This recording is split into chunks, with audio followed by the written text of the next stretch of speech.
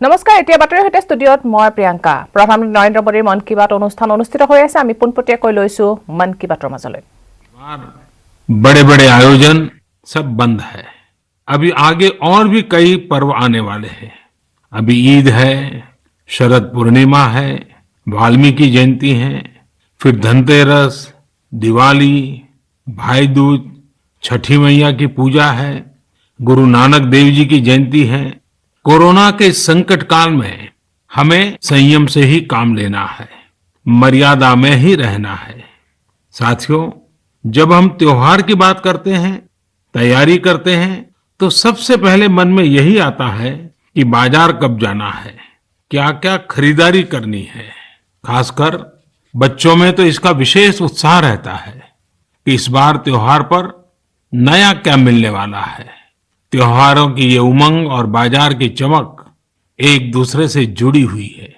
लेकिन इस बार जब आप खरीदारी करने जाएं, तो वोकल फॉर लोकल का अपना संकल्प अवश्य याद रखें। बाजार से सामान खरीदते समय हमें स्थानीय उत्पादों को प्राथमिकता देनी है। साथियों, त्योहारों के इस हर्षोल्लास के बीच में लॉकडाउन के समय को भी याद करना चाहिए। लॉकडाउन में हमने समाज के उन साथियों को और करीब से जाना है जिनके बिना हमारा जीवन बहुत ही मुश्किल हो जाता। सफाई कर्मचारी, घर में काम करने वाले भाई बहन, लोकल सब्जी वाले, दूध वाले, सिक्योरिटी गार्ड्स, इन सब का हमारे जीवन में क्या रोल है, हमने अब भली भांति महसूस किया है। कठिन समय में ये आपके साथ थे, हम सबके साथ थे। अब अपने पर्वों में, अपनी खुशियों में भी हमें इनको साथ रखना है। मेरा आग्रह है कि जैसे भी संभव हो, इन्हें अपनी खुशियों में जरूर शामिल करिए, परिवार के सदस्य की तरह करिए। फिर आप देखिए आपकी खुशियां कितनी बढ़ जाती हैं। साथियों, हमें अपने उन जाबाज सैनिकों को भी याद रखना है जो इन त्योहारों में भी सीमाओं पर डटे हैं, भारत माता की सेवा और सुरक्षा कर रहे हैं। हमें उनको याद करके ही अपने त्योहार मनाने हैं। हमें घर में एक दिया भारत माता के इन वीर बेटे बेटियों के सम्मान में भी जलाना है। मैं अपने वीर जवानों से भी कहना चाहता हूं कि आप भले ही सीमा पर हैं, लेकिन पूरा देश आपके साथ है, आपके लिए कामना कर रहा है। मैं उन परिवारों के त्याग को भी नमन करता हूं जिनके बेटे बेटियां आज सरहद पर है। हर वो व्यक्ति जो देश से जुड़ी किसी न किसी जिम्मेदारी की वजह से अपने घर पर नहीं है, अपने परिवार से दूर है, मैं हृदय से उसका आभार प्रकट करता हूं। मेरे प्यारे देशवासियों, आज जब हम लोकल के लिए वोकल हो रहे हैं, तो दुनिया भी हमारे लोकल प्रोडक्ट्स की फैन हो रही है। हमारे कई लोकल प्रोडक्ट्स में ग्लोबल होने की बहुत बड़ी शक्ति है। जैसे एक उदाहरण है खादी का। लंबे समय तक खादी सादगी की पहचान रही है, लेकिन हमारी खादी आज इको फ्रेंडली फैब्रिक के रूप में जानी जा रही है। स्वास्थ्य के दृष्टि से ये बॉडी फ्रेंडली फैब्रिक है, ऑल वेदर फैब्रिक है, और आज खादी फैशन स्टेटमेंट तो बन ही रही है। खादी की पॉपुलैरिटी तो बढ़ ही रही है, साथ ही दुनिया में कई जगह खादी बनाई भी जा रही है। मैक्सिको में एक जगह है ओहाका। इस इलाके में कई गांव ऐसे हैं जहां स्थानीय ग्रामीण खादी बुनने का काम करते हैं। आज यहाँ की खादी ओहाका खादी के नाम से प्रसिद्ध हो चुकी है। ओहाका में खादी कैसे पहुंची, ये भी कम इंटरेस्टिंग नहीं है। दरअसल मैक्सिको के एक युवा मार्क ब्राउन ने एक बार महात्मा गांधी पर एक फिल्म देखी। ब्राउन ये फिल्म देखकर बापू से इतना प्रभावित हुए कि वो भारत में बापू के आश्रम आए और बापू के बारे में और गहराई से जाना समझा। तब ब्राउन को एहसास हुआ कि खादी केवल एक कपड़ा ही नहीं है, बल्कि ये तो एक पूरी जीवन पद्धति है। इससे किस तरह से ग्रामीण अर्थव्यवस्था और आत्मनिर्भरता का दर्शन जुड़ा है, ब्राउन इससे बहुत प्रभावित हुए। यहीं से ब्राउन ने ठाना कि वो मैक्सिको में जाकर खादी का काम शुरू करेंगे। उन्होंने मैक्सिको के ओहाका में ग्रामीणों को खादी का काम सिखाया, उन्हें प्रशिक्षित किया और आज ओहाका खादी एक ब्रांड बन गया है। इस प्रोजेक्ट की वेबसाइट पर लिखा है the symbol of Dharma in motion. इस वेबसाइट में मार्क ब्राउन का बहुत ही दिलचस्प इंटरव्यू भी मिलेगा। वे बताते हैं कि शुरू में लोग खादी को लेकर संदेह में थे, परंतु आखिरकार इसमें लोगों की दिलचस्पी बढ़ी और इसका बाजार तैयार हो गया। ये कहते हैं ये राम राज्य से जुड़ी बातें हैं। जब आप लोगों की जरूरतों को पूरा करते हैं तो फिर लोग भी आपसे जुड़ने चले आते हैं। साथियों, दिल्ली के कनॉट प्लेस के खादी स्टोर में इस बार गांधी जयंती पर एक ही दिन में 1 करोड़ रुपए से ज्यादा की खरीदारी हुई। इसी तरह कोरोना के इस समय में खादी के मास्क भी बहुत पॉपुलर हो रहे हैं। देश भर में कई जगह सेल्फ हेल्प ग्रुप्स और दूसरी संस्थाएं खादी के मास्क बना रहे हैं। यूपी में बाराबंकी में एक महिला है सुमन देवी जी। सुमन जी ने सेल्फ हेल्प ग्रुप की अपनी साथी महिलाओं के साथ मिलकर खादी मास्क बनाना शुरू किया। धीरे धीरे उनके साथ अन्य महिलाएं भी जुड़ती चली गई। अब वे सभी मिलकर हजारों खादी मास्क बना रही हैं। हमारे लोकल प्रोडक्ट्स की खूबी है कि उनके साथ अक्सर एक पूरा दर्शन जुड़ा होता है। मेरे प्यारे देशवासियों, जब हमें अपनी चीजों पर गर्व होता है तो दुनिया में भी उनके प्रति जिज्ञासा बढ़ती है। जैसे हमारे आध्यात्म ने, योग ने, आयुर्वेद ने पूरी दुनिया को आकर्षित किया है। हमारे कई खेल भी दुनिया को आकर्षित कर रहे हैं। आजकल हमारा मलखम्ब भी अनेकों देशों में प्रचलित हो रहा है। अमेरिका में चिन्मय पाटणकर और प्रज्ञा पाटणकर ने जब अपने घर से ही मलखम्ब सिखाना शुरू किया था तो उन्हें भी अंदाजा नहीं था कि इसे इतनी सफलता मिलेगी। अमेरिका में आज कई स्थानों पर मलखम्ब ट्रेनिंग सेंटर्स चल रहे हैं। बड़ी संख्या में अमेरिका के युवा इससे जुड़ रहे हैं, मलखम्ब सीख रहे हैं। आज जर्मनी हो, पोलैंड हो, मलेशिया हो, ऐसे करीब 20 अन्य देशों में भी मलखम्ब खूब पॉपुलर हो रहा है। अब तो इसकी वर्ल्ड चैंपियनशिप भी शुरू की गई है, जिसमें कई देशों के प्रतिभागी हिस्सा लेते हैं। भारत में तो प्राचीन काल से कई ऐसे खेल रहे हैं जो हमारे भीतर एक असाधारण विकास करते हैं, हमारे माइंड बॉडी बैलेंस को एक नए आयाम पर ले जाते हैं। लेकिन संभवतः नई पीढ़ी के हमारे युवा साथी मलखम्ब से उतना परिचित न हो। आप इसे इंटरनेट पर जरूर सर्च करिए और देखिए। साथियों, हमारे देश में कितनी ही मार्शल आर्ट्स है। मैं चाहूंगा कि हमारे युवा साथी इनके बारे में भी जाने, इन्हें सीखें और समय के हिसाब से इनोवेट भी करें। जब जीवन में बड़ी चुनौतियां नहीं होती हैं तो व्यक्तित्व का सर्वश्रेष्ठ भी बाहर निकलकर नहीं आता है। इसलिए अपने आप को हमेशा चैलेंज करते रहिए। मेरे प्यारे देशवासियों, कहा जाता है लर्निंग इज ग्रोइंग। आज मन की बात में मैं आपका परिचय एक ऐसे व्यक्ति से कराऊंगा जिसमें एक अनोखा जुनून है। यह जुनून है दूसरों के साथ रीडिंग और लर्निंग की खुशियों को बांटने का। यह है पोन मारियप्पन। पोन मारियप्पन तमिलनाडु के तूतुकुड़ी में रहते हैं। तूतुकुड़ी को पर्ल सिटी यानी मोतियों के शहर के रूप में भी जाना जाता है। यह कभी पांडियन साम्राज्य का एक महत्वपूर्ण केंद्र था। यहाँ रहने वाले मेरे दोस्त पोन मारियप्पन हेयर कटिंग के पेशे से जुड़े हैं और एक सैलून चलाते हैं। बहुत छोटा सा सैलून है। उन्होंने एक अनोखा और प्रेरणादायी काम किया है। अपने सैलून के एक हिस्से को ही पुस्तकालय बना दिया है। यदि व्यक्ति सैलून में अपनी बारी का इंतजार करने के दौरान वहां कुछ पढ़ता है और जो पढ़ा है उसके बारे में थोड़ा लिखता है तो पोन मरियप्पन जी उस ग्राहक को डिस्काउंट देते हैं। है ना मजेदार? आइए तूतुकुड़ी चलते हैं, पोन मरियप्पन जी से बात करते हैं। पोन मरियप्पन जी, वणक्कम, नल्ला किंगड़ा। மாண்புமிகு பிரதமர் ஐயாக்கு வணக்கம். माननीय प्रधानमंत्री जी नमस्कार। வணக்கம் வணக்கம்।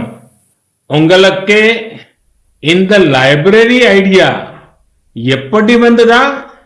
நான் 8ஆம் வகுப்பு தான் படிச்சிருக்கிறேன். மேற்கொண்டு எங்கள் குடும்ப சூழ்நிலை காரணமாக படிக்க முடியல. எனக்கு படித்தவங்களை பார்க்கும்போது எனக்குள்ள ஒரு வருத்தம் இருக்கும். நாமளும் ஒரு நூலகத்தை உருவாக்கி வாழ்க்கையை படிக்கணுங்கிறக்காண்டி இந்த ஒரு முயற்சி எடுத்து நான் பண்ணுறேன். मैं 8वीं कक्षा तक पढ़ा हूँ। उसके आगे मेरी पारिवारिक परिस्थितियों के कारण मैं अपनी पढ़ाई को आगे बढ़ा न सका। जब मैं पढ़े लिखे आदमियों को देखता हूँ तब मेरे मन में एक कमी महसूस हो रही थी। इसलिए मेरे मन में ये आया कि हम क्यों न एक पुस्तकालय स्थापित करें और उससे बहुत से लोगों को ये लाभ होगा। यही मेरे लिए एक प्रेरणा बनी। உங்களுக்கு எந்த புத்தகம் பிடிக்கும்? எனக்கு திருக்குறள் ரொம்ப பிடிக்கும். मुझे तिरुकुरल बहुत प्रिय है। ஓ உங்ககிட்ட பேசியதில் எனக்கு ரொம்ப மகிழ்ச்சி, நல்வாழ்த்துக்கள்। எனக்கும் மாண்புமிகு பிரதமர் ஐயாட்ட பேசுறது ரொம்ப ரொம்ப மகிழ்ச்சியாக இருக்கிறது. मैं भी माननीय प्रधानमंत्री जी से बात करते हुए अति प्रसन्नता महसूस कर रहा हूँ। अगेन नलवार्तुकल। நன்றிங்க ஐயா. धन्यवाद प्रधानमंत्री जी। Thank you. हमने अभी पोन मारियप्पन जी से बात की। देखिए कैसे वो लोगों के बालों को तो संवारते ही हैं, उन्हें अपना जीवन संवारने का भी अवसर देते हैं। थिरुकुरल की लोकप्रियता के बारे में सुनकर बहुत अच्छा लगा। थिरुकुरल की लोकप्रियता के बारे में आप सबने भी सुना। आज हिंदुस्तान की सभी भाषाओं में थिरुकुरल उपलब्ध है। अगर मौका मिले तो जरूर पढ़ना चाहिए। जीवन के लिए वह एक प्रकार से मार्गदर्शक है। साथियों, लेकिन आपको यह जानकर खुशी होगी कि पूरे भारत में अनेक लोग हैं जिन्हें ज्ञान के प्रसार से अपार खुशी मिलती है। ये वो लोग हैं जो हमेशा इस बात के लिए तत्पर रहते हैं कि हर कोई पढ़ने के लिए प्रेरित हो। मध्य प्रदेश के सिंगरौली की शिक्षिका उषा दुबे जी ने तो स्कूटी को ही मोबाइल लाइब्रेरी में बदल दिया है। वे प्रतिदिन अपने चलते फिरते पुस्तकालय के साथ किसी न किसी गांव में पहुंच जाती है और वहां बच्चों को पढ़ाती है। बच्चे उन्हें प्यार से किताबों वाली दीदी कहकर बुलाते हैं। इस साल अगस्त में अरुणाचल प्रदेश के निरजुली के रायो विलेज में एक सेल्फ हेल्प लाइब्रेरी बनाई गई है। दरअसल यहाँ की मीना गुरुंग और दिवांग होसाई को जब पता चला कि कस्बे में कोई लाइब्रेरी नहीं है तो उन्होंने इसकी फंडिंग के लिए हाथ बढ़ाया। आपको ये जानकर हैरानी होगी कि इस लाइब्रेरी के लिए कोई मेंबरशिप फी नहीं है। कोई भी व्यक्ति 2 हफ्ते के लिए किताब ले जा सकता है, पढ़ने के बाद उसे वापस करना होता है। यह लाइब्रेरी 7 दिन 24 घंटे खुली रहती है।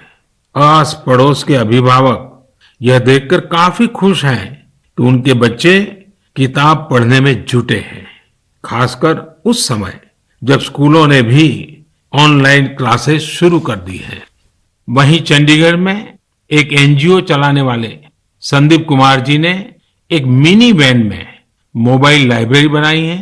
इसके माध्यम से गरीब बच्चों को पढ़ने के लिए मुफ्त में बुक्स दी जाती हैं। इसके साथ ही गुजरात के भावनगर की भी 2 संस्थाओं के बारे में जानता हूं जो बेहतरीन कार्य कर रही है। उनमें से एक है विकास वर्तुल ट्रस्ट। यह संस्था प्रतियोगी परीक्षाओं की तैयारी करने वाले विद्यार्थियों के लिए बहुत मददगार है। यह ट्रस्ट 1975 से काम कर रहा है और ये 5000 पुस्तकों के साथ 140 से अधिक मैगजीन उपलब्ध कराता है। ऐसी एक संस्था पुस्तक परब है। यह इनोवेटिव प्रोजेक्ट है जो साहित्यिक पुस्तकों के साथ ही दूसरी किताबें निःशुल्क उपलब्ध कराते हैं। इस लाइब्रेरी में आध्यात्मिक, आयुर्वेदिक उपचार और कई अन्य विषयों से संबंधित पुस्तकें भी शामिल है।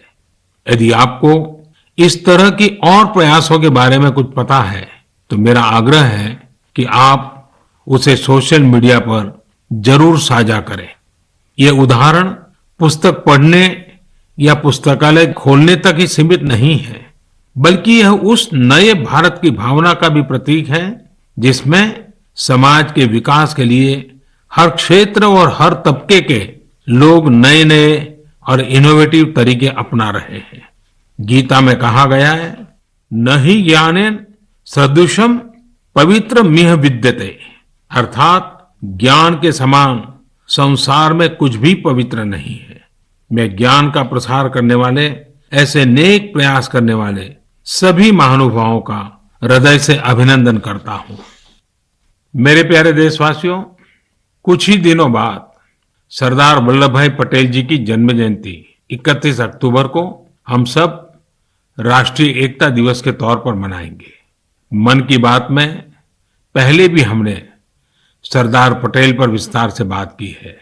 हमने उनके विराट व्यक्तित्व के कई आयामों पर चर्चा की है।